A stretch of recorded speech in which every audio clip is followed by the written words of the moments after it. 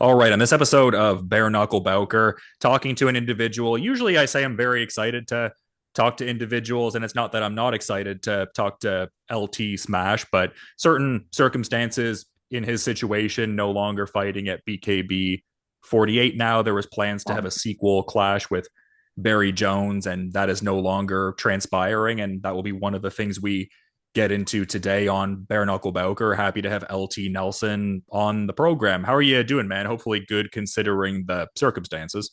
Yeah, I had I can actually, like, it's crazy how good they are with surgeries. Like, this is my arm already, and this is 2 days after the surgery. I'm like, I had a huge, it's like it's big, Mhm. goes all the way.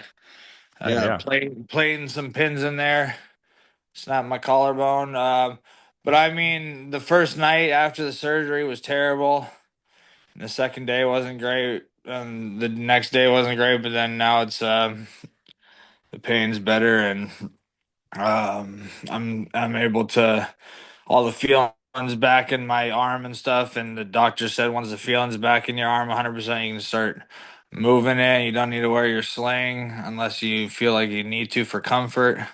So, it's cool what the doctors and people can do these days, especially, I don't always like to get surgery and stuff, but I've heard for the collarbone, it doesn't always grow back properly or mend back well, and it takes a lot longer, and surgery is actually the quicker, better way to go for that. So I did it up. I want to get back to throwing down as soon as I can. Very disappointed in the situation, but it's cool that BKB also were able to keep the fights happening. Now Barry's still fighting Cub, so it's a cool situation happening. So we'll see what happens there as well. I'll have my eyes open for that. Yeah, not to like overly dwell on the situation per se, but just to even, I guess, flesh it out a bit more. Like, I guess, like, part of this is, I guess, like, what happened to cause the injury? Like, it seemed like a training room situation, but what went Yeah, down? just like hard sparring and I don't know, somehow throwing like hooks at the same time, and keep keeping on trying to do stuff, and it just didn't. I guess it was bad. I don't know, just like a crap situation, or like I don't even understand. Like, I've jumped off a huge cliffs before. I've gotten hit so hard, all this crap, and just like a wrong way of punching, and I threw like a hook while they threw a hook at the same time, and just I don't understand really what happened, but at least uh at least it's already on the heal mode, so I'm ready, gonna get better. I was obviously disappointed in my head, but I haven't ever gotten really down on myself or like negative about anything. I know I'm gonna come back stronger than ever and ready to smash again. It's just an annoying little setback, but everything will be good.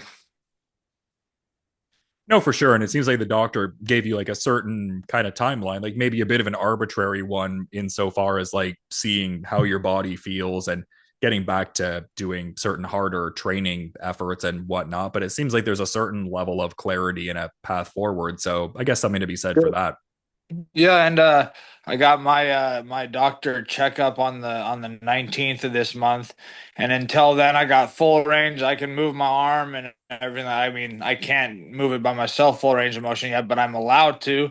So just keep on moving until I got full range of motion. But right now, until I go for this checkup on the 19th, nothing weight bearing on my left arm. So that's what I know for sure.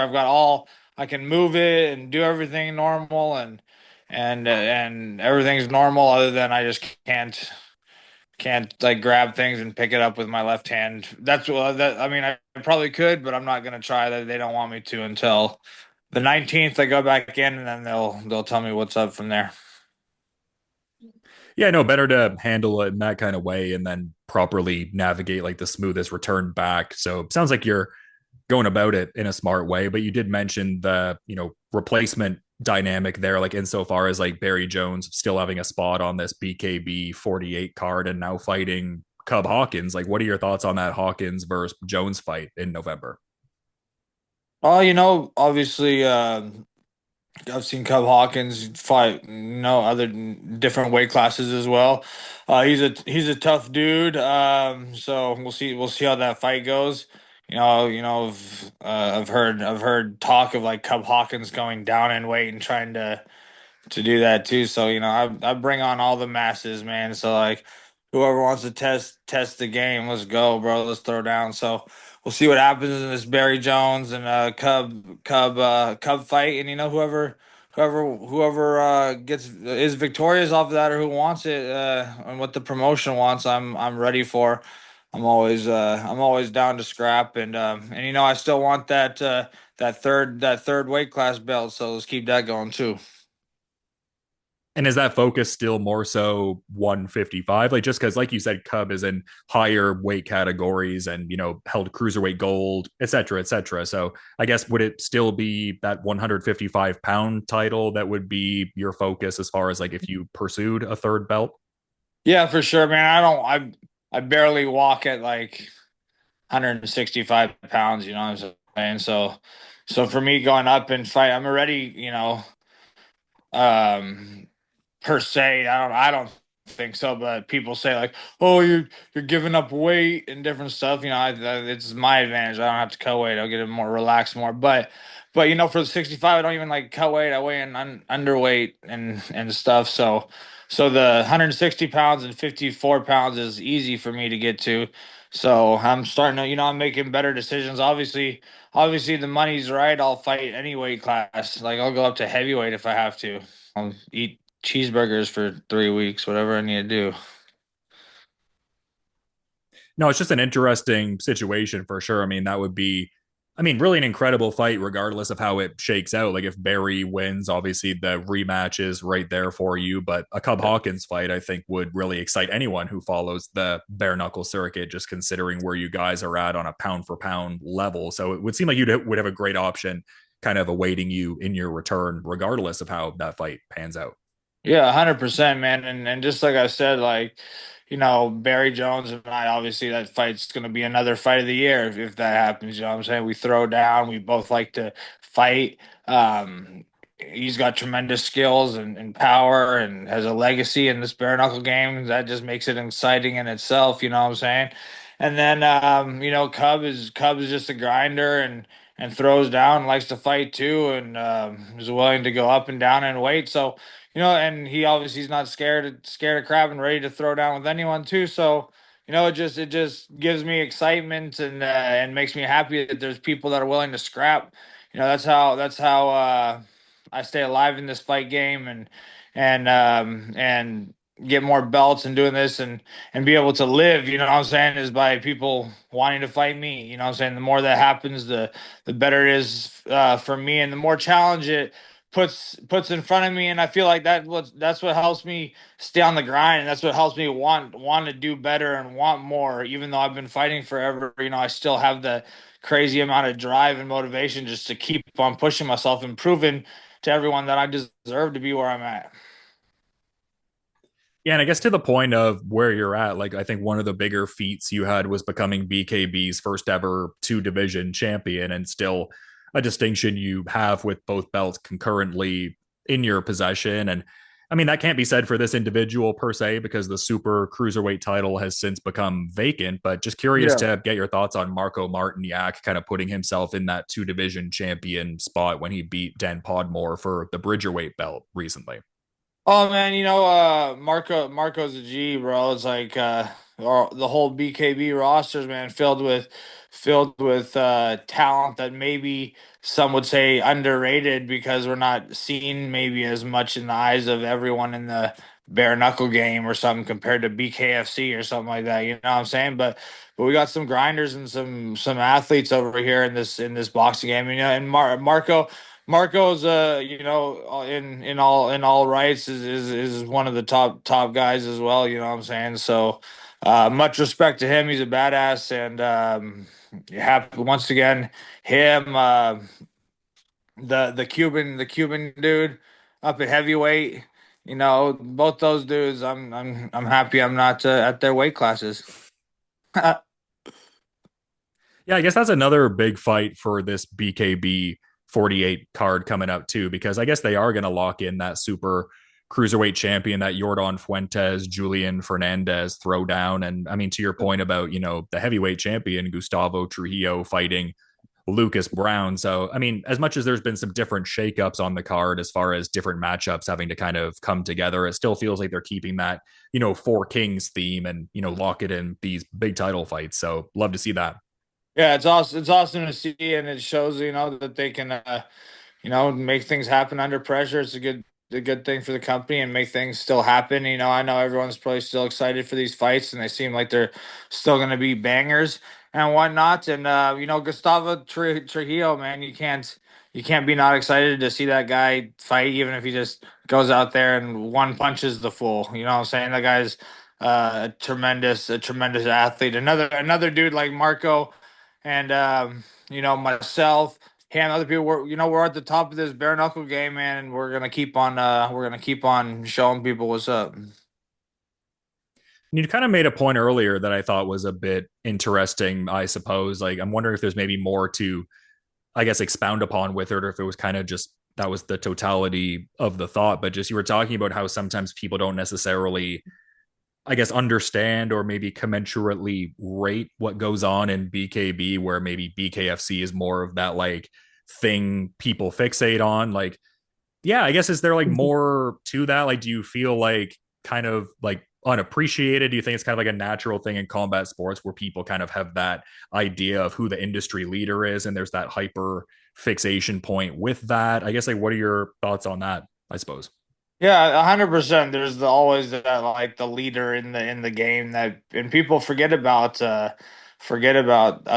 all the other sports or other promotions that have amazing talent just the same, you know what I'm saying, and put on put on tremendous shows. So, you see it a lot with, I've talked to people. Some people don't know what Bellator is, but they've heard of the UFC. It's like, it's in the same industry almost, but the one is just so much more pronounced just because that's what has been put in people's faces. And then not only that, like I feel like BKB is it's like a lot more original in the sense of like of fighters. Like we're bringing new. I mean, we've had some old UFC fighters or this and that, but like the BKFCs is like it's like every ex UFC guy ex like it's like a lot of those guys that are fighting, like half of them no one knows anything about because they're random first time fights.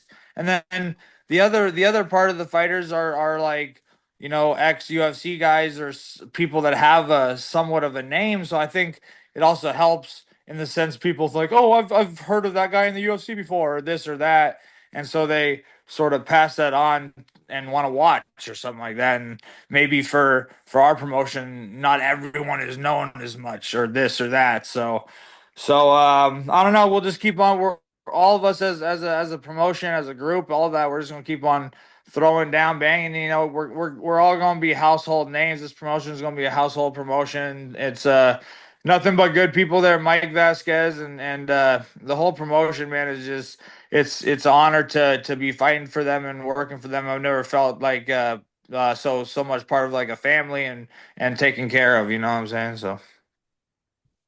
Yeah, and I feel like BKB has had such, I guess, consistent, demonstrable growth, like so many great things in their favor and stuff like that, just like amalgamating with, the former BKB when, BKB now was called BYB, but just to serve the idea, super deep roster. And I mean, we've talked about the Vice TV deal before. I also just saw an announcement of, several events coming up, like some cards in, like Cardiff and Biloxi, Miami, London, etc. So definitely some major traction being made for sure. Like, I don't know. I feel like something with like MMA, I feel like the UFC does have a certain place in the hierarchy, or at the very least, people perceive it like that just in as far as like how far they are on the business end of things. But I don't really feel like there's that same kind of separation with, I guess, BKFC and BKB at this point. Like I feel like the bare knuckle industry still has a certain openness to kind of have there be more of like a chase kind of component, I suppose, or more of a competitiveness, I guess.